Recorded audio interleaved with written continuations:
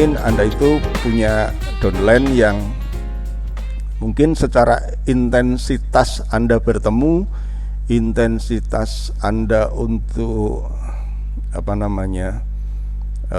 berkomunikasi itu kurang, tetapi mereka itu justru lebih aktif dibandingkan dengan orang-orang yang mungkin bertemu dengan Anda setiap hari di lingkungan yang dekat-dekat Anda. Ada nggak? Ayo, ada nggak punya downline tapi komunikasinya sih nggak terlalu intens ya, tapi semua informasi, semua ilmu, semua pertemuan mereka memiliki semangat lebih dibandingkan dengan orang-orang yang justru ada di dekat Anda. Ya pasti ada kan. Nah itu yang namanya hukum rata-rata. Ya jadi ya sudah dibanyakin aja dalam melakukan presentasi kepada para prospek Anda. Ya. Kita bisa mempengaruhi orang untuk join ya. Misalkan Anda punya adik, kemudian Anda paksa mereka untuk join, mereka bergabung karena memang Anda sebagai kakaknya, mereka nggak enak kalau Anda nggak ikut bergabung ya.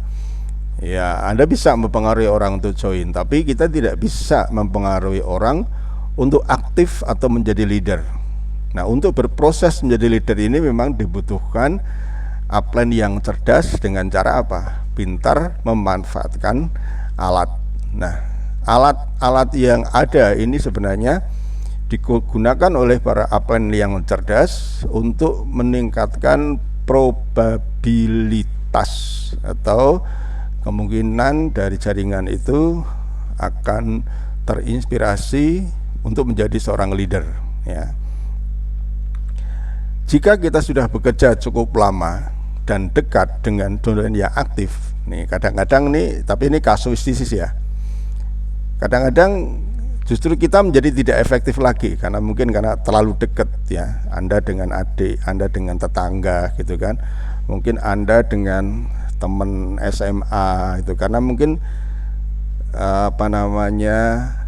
sudah terlalu dekat ya. Biasanya komunikasi bisnis atau komunikasi transformasi pendidikan ini biasanya tidak berjalan efektif ya. Downline kadang-kadang sudah malas mendengar kita karena sudah terlalu dekat atau bahkan mungkin terlalu sering ya. Nah, di saat itulah Anda harus bekerja cerdas dengan menggunakan pihak ketiga, yaitu seorang upline ya, tentunya upline yang core ya, untuk mengarahkan downline itu menjadi leader. Dan biasanya downline ini lebih mudah menuruti upline yang sudah kita edifikasi dan tidak terlalu dekat dengan mereka. Padahal mungkin yang disampaikan upline itu sama dengan apa yang Anda sampaikan, tetapi ya inilah uniknya dalam orang berkomunikasi ya. Sekarang mungkin apa yang saya sampaikan, apa yang disampaikan upline Anda itu sama dengan apa yang Anda sampaikan ke downline Anda. Tapi ya seringkali downline Anda itu lebih memperhatikan apa yang dianjurkan oleh upline leader. Nah, inilah pentingnya untuk Anda itu membangun edifikasi ya. Tapi kalau seorang leader yang tidak Anda edifikasi, itu mereka tetap akan merasa kesulitan memotivasi jaringan Anda. Karena sebenarnya kemudahan upline Anda itu memotivasi jaringan Anda itu sumbernya karena Anda sudah mengedifikasi, sudah mempromosikan upline sehingga downline Anda merasa penasaran, merasa bangga kalau ketemu dengan upline diamond misalkan, mereka akan mengikuti apa kata upline ya.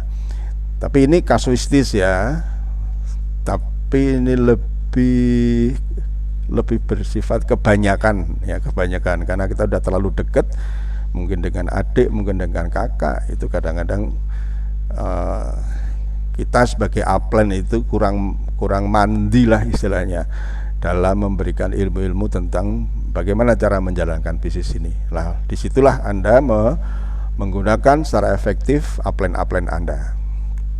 Nah, di sini ada satu pelajaran penting sehubungan dengan menggunakan upline sebagai alat. Efektivitas alat ini juga tergantung waktu penggunaannya. Kapan Anda memanfaatkan upline secara efektif? Nah, jika Anda sudah melibatkan upline di tahap awal, ya, misalkan dalam tahap presentasi atau follow up gitu, Anda sudah sangat tergantung sekali dengan upline, maka upline kita seringkali tidak efektif lagi menjalankan perannya di sebelah kanan. Jadi di sini misalkan ya, Anda nih sebenarnya Anda sendiri sudah bisa melakukan presentasi, sudah bisa melakukan follow up, tapi Anda minta nih misalkan ke upline Anda yang ada di Nun Jauh, misalkan Anda minta presentasi Pak Iksan misalkan. Ya, mungkin karena upline ya waktunya ada, ya dia siap-siap aja membantu, ya. Dia membantu Anda presentasi, membantu Anda follow up. Tapi semakin mereka ada di sebelah kiri, aktivitas sebelah kiri ini, kadang-kadang posisi upline Anda itu tidak efektif di posisi sebelah kanan, karena memang ya mereka sudah kenal lebih dulu, lebih akrab pada saat presentasi atau follow up, ya.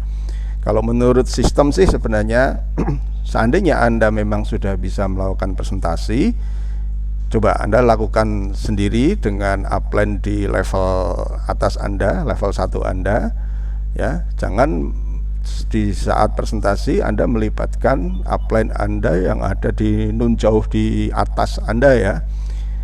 Ini akan menjadi tidak efektif ketika mereka harus membangun dolen-dolen Anda untuk aktif menjadi leader, ya. Bukan berarti di sini upline tidak mau membantu Anda, tetapi dia akan efektif membantu di sisi sebelah kanan ini. Paham, ya? Ya, tapi Anda sebagai upline, walaupun ada ada aturan seperti ini, ya bukan berarti Anda tidak mau membantu downline, ya. Apalagi itu adalah frontline Anda yang baru. Mau Anda itu seorang crown diamond, misalkan seperti saya kebetulan mensponsori orang baru. Nah, orang baru minta bantuan kepada saya, mau tidak mau ya saya dampingi. Pada saat dia melakukan presentasi, pada saat dia follow up, ya saya dampingi, karena memang Anda satu-satunya upline yang paling dekat, ya. Ya, artinya di sini Anda harus bijaksana, ya.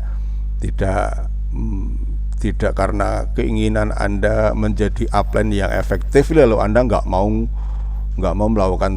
membantu melakukan presentasi atau follow up. Ya bolehlah 1, 2, 3 kali. Nah, kita bisa mempengaruhi orang join, tapi kita tidak bisa mempengaruhi orang untuk aktif atau menjadi leader. Karena untuk berproses menjadi leader dibutuhkan upline yang cerdas, yaitu pintar memanfaatkan alatnya. Terutama bagi teman-teman yang mungkin kebetulan mensponsori orang yang sudah pernah menjalankan bisnis network marketing, dan Anda sama sekali belum pernah mengenal MLM, ya baru di NASA ini.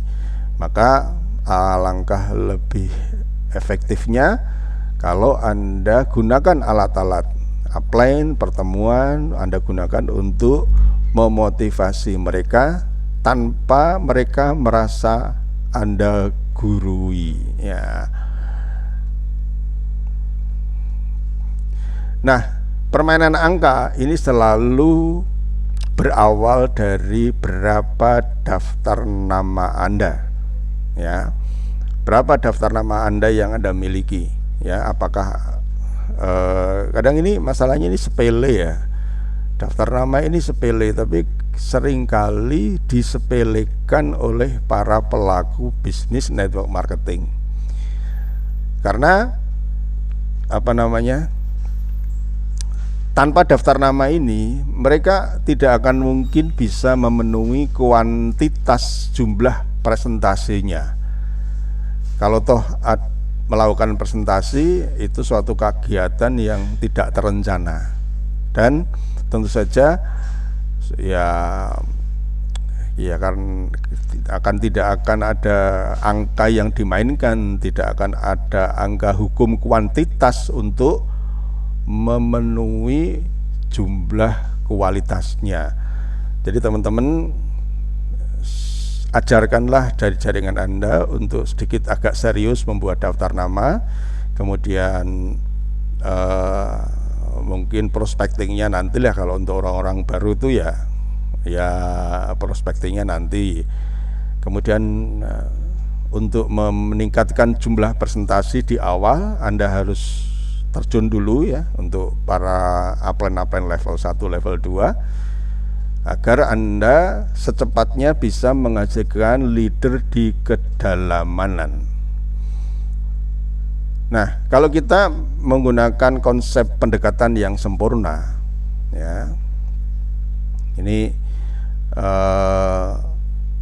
dari misalkan nih, ini namanya pendekatan yang sempurna. Daftar namanya 1, berarti ada 1 kali presentasi, lalu 1 kali follow up, langsung dia join, langsung dia aktif, langsung dia jadi leader. Nah, ini namanya pendekatan sempurna. Tapi menurut Anda kira-kira masuk akal nggak itu?